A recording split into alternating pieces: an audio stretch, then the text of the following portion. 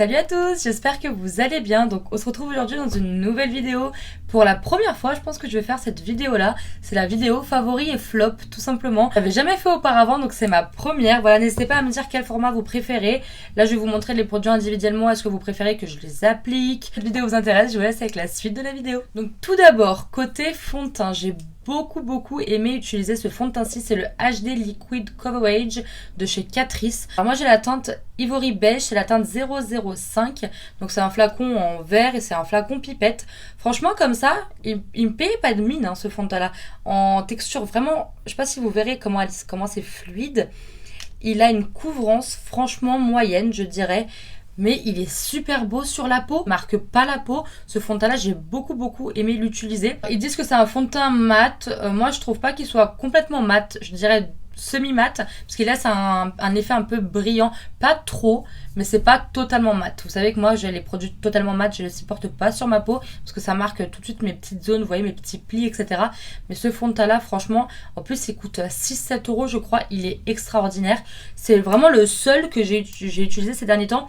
Et de la bébé crème, j'alternais un petit peu, mais en fond de teint, c'est vraiment le seul que j'utilisais tous les jours en ce moment. Et en plus de tous les fonds de teint que je possède, j'en possède pas des milliers et je possède pas tous les fonds de teint de la terre, mais il a détrôné le Fit Me par rapport à la tenue du masque. Ce fond de teint là tient avec le masque. Alors il ne tient pas complètement parce qu'il y aura toujours du transfert, surtout si vous le portez très longtemps sur une journée, la transpiration quand vous parlez, etc. Il bouge au niveau habituel, c'est-à-dire juste ici, au niveau où vous arrêtez le masque, et légèrement ici, mais c'est tout. J'ai des fonds de teint qui me bougeaient tout. Ici, ça m'enlevait tout. J'avais des trous et tout. Franchement, ce fond de teint là, il a détrôné pour l'instant tous les autres fonds de teint. Je l'aime énormément. Côté anti-cerne, j'ai beaucoup aimé utiliser le nouveau Tarte, c'est le Ultra Creamy. Alors franchement, je vous avais fait une vidéo là-dessus, je vous la mettrai dans le petit i juste ici. Alors il n'a pas la même couvrance que le Shape Tape classique, je dirais qu'il est un petit peu moins couvrant et du coup il est crémeux. Mais au niveau de filer dans les ridules ou quoi, dans les petits plis, il file exactement de la même manière. Il file pas beaucoup, c'est pour ça que moi j'aime beaucoup le Shape Tape classique, mais il file exactement de la même façon. La seule différence je trouve c'est qu'il est un petit peu moins couvrant, mais franchement moi je suis pas très prononcée à ce niveau là, donc ça me dérange pas. J'ai beaucoup aimé l'utiliser. Donc voilà, pour les intéressés, moi j'ai la teinte 20B Light. Ensuite côté blush, j'ai beaucoup aimé ce petit duo qui était sorti pour la Saint-Valentin. Un packaging trop mignon comme ça qui bouge en fait à l'intérieur, bref, de chez Natasha Denona. Donc c'est un duo de blush et d'highlighter. Le blush est très rosé, franchement quand vous le mettez comme ça, donc c'est crémeux, c'est des textures crème. Quand vous le mettez comme ça, je vais vous le swatcher. Il fait peur un peu au niveau de la teinte, mais comme c'est crémeux et que vous allez l'appliquer avant la poudre, quand vous le travaillez, je sais pas si vous verrez, mais quand vous le prévez, il est crémeux et il se transforme un peu en texture poudre. C'est super agréable et la teinte, franchement, elle fait pas peur parce que comme c'est un produit crème, je disais, vous allez l'appliquer avant votre poudre. Donc du coup, le fait de poudrer, ça va un petit peu atténuer la teinte. Et moi, j'ai beaucoup aimé justement la teinte qui rend après avoir poudré. Et de l'autre côté, on a l'highlighter. J'étais un peu moins fan de l'highlighter parce que je l'ai trouvé un peu qui se déposait pas très bien. Je sais pas si vous le verrez, il est juste ici en dessous. Je trouvais pas qu'il se déposait très bien et puis la teinte elle est vraiment très pâle avec des reflets dorés. C'est joli, hein, je dis pas le contraire, c'est très joli, ça dépend du maquillage que vous allez faire. Mais voilà, j'ai aimé mais sans plus. Je préfère vraiment le côté blush que le côté highlighter. Toujours dans les blushs, j'ai acheté celui-là dès qu'il est sorti en fait sur le site de NARS directement parce qu'il n'était pas encore disponible chez Sephora. C'est le Air Matte Blush. Donc moi je l'ai pris en teinte Rush. C'est un rose un peu pêche, il est super beau, la teinte est très belle, donc c'est un blush en crème toujours. C'est très crémeux et là par contre quand vous allez le travailler ça reste toujours crémeux. Mais en fait il va disparaître un petit peu, il va se mettre un peu en transparence et moi j'ai beaucoup aimé, c'est pas ultra pigmenté, par exemple comme le Natasha Denona, mais c'est pigmenté, vous voyez la teinte, on voit la teinte et c'est super subtil. Ça quand vous avez envie d'un blush un peu léger ou d'un blush, enfin vraiment vous faites un maquillage très léger, etc. Même pour l'été, je trouve ce produit super intéressant. Maintenant, il coûte assez cher pour un produit comme ça. Je ne sais pas, on a combien? On a 6 grammes à l'intérieur. Bon, vous me direz, faut les utiliser les 6 grammes, mais si vous l'utilisez tous les jours, je pense que ça se termine assez rapidement. Et franchement, je trouve l'effet super beau. Ça fait vraiment effet bonne mine en fait. Côté bronzer, en ce moment, j'ai beaucoup utilisé celui-ci. C'est celui de chez NARS. Donc c'est le Paradise Fond, la teinte, je crois. C'est le blush qui était sorti l'année dernière, je crois. C'est pas une nouveauté, mais je l'ai beaucoup utilisé en ce moment. Et vous savez, c'est le blush où vous aviez l'effet un peu avec les paillettes ici. Moi, j'utilise vraiment que ce côté-là. Les paillettes tombent. La teinte du bronzer est très jolie, je trouve. Pour les peaux claires, je vous le mets juste ici. Franchement, il se travaille super bien. Il se dépose super bien et la teinte, j'ai beaucoup aimé. Côté highlighter, en ce moment, je crois que j'ai pas arrêté d'utiliser celui-là de chez Beauty Bay. Moi, j'ai la teinte Flash. Par contre, si vous n'aimez pas les highlighters pigmentés, franchement, ne le prenez pas comme ça. Voilà. Je trouve l'effet super joli sur la peau. J'ai beaucoup aimé cet highlighter là, franchement ultra pigmenté. Et en plus, vu le prix, je sais pas combien il coûte, mais je l'avais acheté depuis un moment. Je l'avais utilisé quand je l'avais acheté et après je l'ai délaissé et après je suis revenue à celui-là et depuis je le quitte plus. Côté yeux, alors je vais vous présenter ces produits-ci, c'est des Hazel Stick de chez KVD. Alors je sais même pas si vous le verrez, c'est ce que j'ai aujourd'hui sur mes paupières. Je sais même pas si ça va se voir. C'est ce que j'utilisais sur mes yeux aussi. Je vais vous mettre la vidéo dans le petit i juste ici. C'est le produit que j'avais sur mes yeux dans cette vidéo aussi. Et en fait c'est des fards à paupières crémeux mais en stick. Donc moi j'ai la teinte Hail Surge et la teinte Electro Bolt. Donc ça se présente comme ceci. Bon, le packaging se salit assez vite parce qu'en fait vous devez tourner le produit. Moi je le prélève au doigt et après je l'applique sur ma paupière et après avec un pinceau je viens un petit peu estomper. Ça c'est la teinte que j'ai aujourd'hui, c'est la teinte Hail Surge et en fait vous le mettez sur votre paupière, vous le travaillez un petit peu et ça c'est un peu comme c'est très subtil, vous mettez ça, moi j'adore ce genre de texture là en été surtout, ou quand je sais pas trop comment me maquiller, ou que j'ai pas trop le temps tout simplement, je mets ça vite fait, hop, juste pour un peu flouter les bords, et franchement c'est super joli sur les yeux, j'aime beaucoup. Donc là c'est une teinte un peu champagne, et après là vous voyez la teinte est un peu dorée, et ça fait vraiment cuivré doré. Elle est super belle aussi, hein, je dis pas le contraire, mais j'ai vraiment un penchant pour l'autre teinte, vous voyez. C'est super beau, c'est super crémeux, ça se travaille super bien. Vous avez juste, moi je le prélève au doigt, après je sais pas, j'ai pas essayé différemment. Avec un coup de pinceau, j'estompe. Franchement, allez, 10 secondes maxi, votre truc il est mis sur vos yeux quoi. Et je n'applique pas de base à paupières en dessous. Juste par exemple quand je fais mon teint, je prends le côté où j'ai mis mon fond de teint et je viens juste pour un peu enlever un peu les petits vaisseaux, etc. Mais je mets pas de base. Et franchement, ça tient super bien. Avec base, je n'ai pas testé. Mais moi, rien que sans base, j'ai beaucoup aimé. Toujours dans les yeux, j'ai beaucoup aimé, c'est ce petit liner révolutionnaire. C'est le Sublime Liner de chez Forever Hills. En fait, c'est un liner avec un embout feutre comme ça. Et c'est un liner adhésif pour les fossiles. C'est compatible avec les fossiles de toutes les marques confondues. Parce que chez Forever Hills, vous avez aussi 3, je crois, 2 ou 3 sortes de fossiles. Et j'ai déjà testé avec leurs fossiles et avec d'autres fossiles. Franchement, ça marche hyper bien. En fait, vous faites un thread liner classique du coin interne au coin externe. Et après, vous mettez votre fossile. Il faut vraiment le presser pour que ça adhère. Quand vous démaquillez, vous avez juste à tirer, ça s'enlève extrêmement bien. Ça s'applique super facilement. Franchement, moi, je mettais jamais de fossile parce que je galérais trop. Et depuis que j'ai découvert ça, j'en mets pas tous les jours parce que voilà, moi j'en ai pas l'utilité, je suis pas une très grande adepte des fossiles. Mais voilà, quand j'en mets, franchement ce produit m'a changé la life.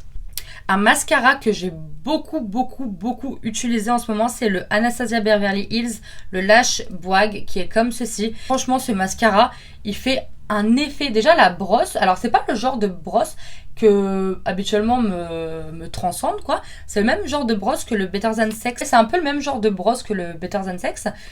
Mais franchement, il fait un effet sur les cils. Il fait un effet fossile naturel, ce truc. Beaucoup aimé porter ce mascara-là. Et j'ai oublié un truc pour les yeux. C'est la palette de chez Simple Beauty. Celle-ci, elle est canon. C'est une des seules palettes que j'utilise en ce moment. Elle est dispo sur Beauty Bay si vous voulez. Mais en fait, c'est vraiment le genre de teinte que moi, j'aime beaucoup. Le rose, le violet, etc. Et j'ai un penchant pour le fard Time qui est juste ici. Et le fard Sweet qui est juste ici. C'est des fards, attendez je vais vous les swatcher pour que vous voyez. C'est incroyable. La texture est super agréable à prélever.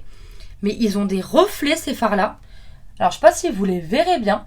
Mais alors celui du dessus il est un peu vert, bleu. Ça fait un peu effet de sirène. Et celui-là vous voyez ou pas les reflets qu'ils ont? Franchement, j'ai beaucoup aimé cette palette-ci. Vous pouvez faire un peu de tout, hein. Vous avez du noir, du blanc, des marrons. Il y a beaucoup plus, ça tire plus vers le violet, le rose, cette palette-là. Mais franchement, vous pouvez faire un peu de tout. Les teintes sont très belles. Et cette teinte-là aussi, celle-là, je ne vous l'ai pas montrée. C'est la teinte Angel. Trop belle aussi. C'est un peu un orange cuivré aussi, un peu avec des reflets corail, rose. Je sais pas si on voit bien. Enfin, ils sont excellents. Tes lèvres, j'ai fait une découverte récemment. C'est les crayons de la marque MUA. Franchement, ils sont super agréables. C'est le combo que je porte sur la bouche aujourd'hui. C'est ces deux-là, je vais vous montrer. Les crayons, ils sont atrocement beaux. Là, moi, j'ai la teinte TLC. Ils sont pas ultra crémeux, mais ils sont pas du tout secs. C'est entre les deux. Ça glisse pile ce qu'il faut. Ça tient bien sur la bouche, mais pas avec le masque. Il y a du transfert. Mais sinon, mis à part ça, si vous portez pas le masque, ça tient super bien. Et après, pour le rouge à lèvres, j'avais la teinte Virtue. C'est ceux que je portais dans la vidéo où j'essaie les produits de cette marque-ci. Les rouges à lèvres sont super crémeux. Ça, c'est pareil, il y a du transfert, mais voilà, vous portez pas le masque, c'est pas bien grave. Mais avec le masque, il y a énormément de transfert. J'ai fait le test et franchement, c'est immonde. Il n'y a plus de rouge à lèvres sur la bouche, tout est sur le masque. Mais mis à part ça, ils sont super beaux. Franchement, pour le prix, je crois que le crayon, ça coûte 1 ou 2 euros. Et le rouge à lèvres, c'est pareil, il coûtait vraiment pas cher. Alors ceux-là, ils sont révolutionnaires. C'est les Shine Loud de chez NYX. Moi, j'ai 3 teintes. J'ai la teinte Rebel in Wed, la teinte Bundary Pusher et la teinte, celle-ci, c'est la Born to Hustle. Et en fait, c'est des rouges à lèvres à double embout. Vous avez un côté avec la couleur du rouge à lèvres, avec un embout. Franchement, l'applicateur est très agréable sur la bouche. Et de l'autre côté, vous avez un gloss qui est comme ceci, transparent. Et en fait, vous allez venir mettre... Donc si vous voulez mettre que côté gloss, vous mettez que le côté gloss. Mais en fait, vous allez venir mettre la teinte en premier. Et après, vous avez la teinte qui sèche un petit peu. Il va devenir un peu collant. Et vous mettez le côté gloss par-dessus. Ça tient toute la journée. Avec le masque. Ça ne transfère pas sur le masque. En fait, ce qui va se passer quand vous allez le porter, par exemple comme moi, je prends mon exemple, je vais le porter toute la journée, j'ai mon masque toute la journée, c'est le côté gloss qui va s'enlever. Mais en fait, vous allez toujours avoir la teinte en dessous et ça, c'est magique comme produit. Franchement, ils sont super beaux. Et ce rouge-là, il est incroyablement beau aussi. Je sais pas si vous le verrez. C'est un super beau rouge. Et pour trouver un rouge qui tient, moi, je vous le dis, il est canon celui-là. Et après, la teinte, celle-ci, elle est marron. Elle est trop belle aussi. Ça, c'est vraiment les rouges à lèvres que je porte quasi tous les jours en ce moment. Ils sont trop beaux. Un peu dans le même style pour côté transfert du masque. Il y a ceux de chez Maybelline. C'est les Super Stay Matte Ink, comme ça. Moi, j'ai la teinte 135 Globe Trotter et la teinte 50 Voyager.